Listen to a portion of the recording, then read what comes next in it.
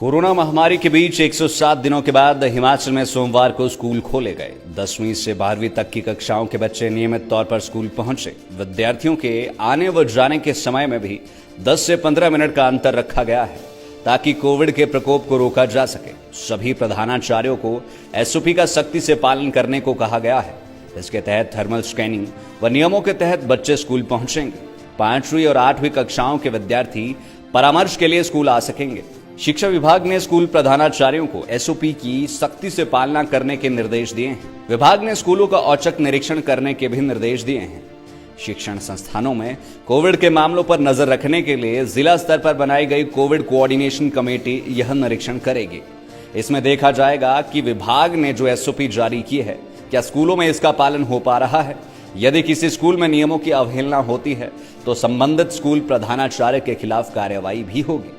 Boys school धर्मशाला के principal Anish Banihal ने कहा कि कोविड का दौर चल रहा है, ऐसे में आज से स्कूल खोले गए हैं। देखिए, विभाग द्वारा जो स्टैंडर्ड ऑपरेटिंग प्रोसीजर जो हमारे लिए निर्धारित किए गए हैं, उसके तहत हमने एक माइक्रो प्लान जो है स्कूल की तैयार की है, जिसमें हमने पूरे डिटेल से स्टाफ के साथ बैठ कर के स्टाफ मीटिंग करके जो है वो डिस्कस किया है कि हमारे स्कूल में कितनी फैसिलिटी है, किस तरह के रूम्स हैं, बच्चों को बिठाने की हम क्या व्यवस्था कर सकते हैं। उसके तहत हमने एक माइक्रो प्लान बनाई है, जिसमें हमने ये सुनिश्चित किया है कि बच्चों की जो फिज़िकल डिस्टेंस है वो मेंटेन रहे, उसके साथ कोई समस्या ना आए। तो हमने उसके लिए जो प्रबंध किए हैं, उसमें हमने जो साइंस स्ट्रीम के बच्चे हैं वो साइंस ब्लॉक में ही जाएंगे डायरेक्ट, जैसे एंट्री होती है उनकी। आर्ट्स स्ट्रीम के बच्चे आर्ट्स स्ट्रीम में जाएंगे, 10th के बच्चे 10th क्लास में जाएंगे, कॉमर्स के कॉमर्स स्ट्रीम में जाएंगे। तो जैसे अभी आपने यहाँ पर देखा कि जैसे ही बच्चा स्कूल में आता है, उसको सोशल डिस्टेंस को मेंटेन करते हुए हमने उनका 1 मीटर का जो डिस्टेंस है उसको मेंटेन किया है। उसके बाद सबसे पहले उनका थर्मल स्कैनिंग की है कि किसी का टेम्परेचर तो नहीं है। उसके बाद हमने उनका हैंड सैनिटाइजेशन का जो है वो हैंड सैनिटाइज किए हैं उनके। उसके बाद हमने रोल नंबर जो इनकी अटेंडेंस है वो एक जगह ही टीचर के द्वारा ली गई है। उसके बाद उनको यहीं से गाइड करते हुए जहाँ जहाँ उनके बैठने की व्यवस्था की गई है वहाँ पर उनको बिठाया गया है। सामाजिक दूरी की जो है अनुपालना जो है कोविड के दौरान बेहद जरूरी है। ऐसे में स्टूडेंट्स में जो बैठने की व्यवस्था है उसकी किस तरह की प्लानिंग की गई है? देखिए, जो डिस्टेंस का है 1 मीटर का जो डिस्टेंस है उसको हमने इंश्योर किया है कि बच्चे के बीच में बैठने का वो डिस्टेंस जो है वो एसओपीज़ के तहत है, उसको हम फॉलो कर रहे हैं। वो हमारे पास स्पेस बहुत है, तो उसके इसमें रिगार्डिंग हमें समस्या नहीं है। हाँ, हमारे पास जो एक समस्या हम देखते हैं अक्सर कि कुछ सब्जेक्ट ऐसे हैं जिसमें बच्चों की स्ट्रेंथ ज़्यादा होती है। फॉर एग्जांपल इंग्लिश सब्जेक्ट एक ऐसा है जिसमें आर्ट्स स्ट्रीम के, कॉमर्स स्ट्रीम के, साइंस स्ट्रीम के बच्चे जो हैं वो एक ही क्लास में बैठते हैं या उनकी 2 क्लासेस हैं। तो हमने उसके लिए व्यवस्था ऐसे की है कि जो बड़े क्लासरूम्स हैं जिनका साइज़ बड़ा है, जिनमें बेंचेस ज़्यादा हैं, उनमें उन क्लासेस को लगाने का हमने प्रावधान किया है। जैसे हमारे पास एक स्मॉल हॉल है, काफ़ी बड़ा हॉल है। तो जैसे इंग्लिश सब्जेक्ट है, पॉलिटिकल साइंस एक ऐसा सब्जेक्ट है, ज्योग्राफी एक ऐसा सब्जेक्ट है जिसमें स्ट्रेंथ ज़्यादा है। तो हमने टाइम टेबल में इस तरह से एडजस्टमेंट की है कि वो क्लासेस उन क्लासरूम्स में लगेंगी जिनमें स्पेस ज़्यादा है।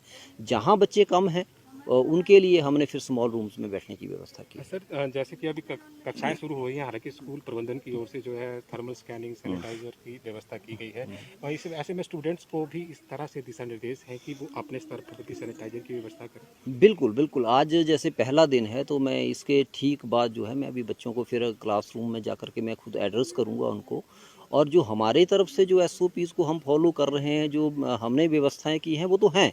उसके बाद मैं क्लासरूम्स में जाकर के बच्चों को अटेंड करूँगा और उनको जो क्योंकि पहले भी हमने वैसे गाइडलाइंस दी हैं, पर क्योंकि इस सत्र में क्लासेस पहली बार लग रही हैं, तो मैं भी बच्चों के साथ रूबरू होकर के उनको जो एसओपीज़ और जो प्रोटोकॉल्स हैं उनके बारे में बताऊंगा। कोरोना किस तरह से अफेक्ट कर सकता है, उसके लिए मास्क कितना ज़रूरी है, उसके लिए सैनिटाइजेशन कितना ज़रूरी है, उसके लिए फ़िज़िकल डिस्टेंसिंग जो है वो कितनी ज़रूरी है, उसके बारे में इनको बताऊंगा। और साथ में हमने पहले भी इनको बच्चों को ये किया था, जब पहले क्लासेस लगी थी बीच में, कि हर बच्चे के पास मास्क होना चाहिए, हर बच्चे के पास अपना हैंड सैनिटाइज़र जो है वो अपना पर्सनल होना चाहिए, और साथ में वाटर बॉटल्स इसमें हमने कुछ चीज़ें ये इंश्योर की थी कि जैसे मान लीजिए बच्चा नल के पास पानी पीने के लिए जा रहा है, तो वो बार बार अगर उस टैप को हाथ लगाते हैं तो वहाँ से संक्रमण की संभावना रहती है।